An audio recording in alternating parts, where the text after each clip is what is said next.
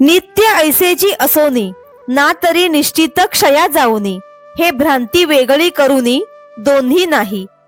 ते सर्व काळ नित्य असेच राहतील किंवा ते लय पावतील, ही भ्रांती सोड, कारण वस्तुतः या दोन्ही गोष्टी खऱ्या नाहीत.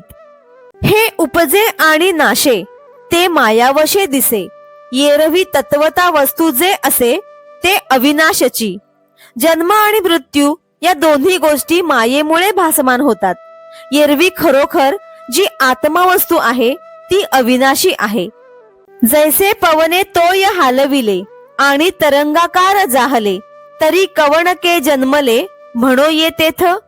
जसे वाऱ्याने पाणी हलविले त्यामुळे ते तरंगाच्या आकाराचे झाले, तर मग तेथे कोण आणि केव्हा जन्माला आले असे म्हणता येईल.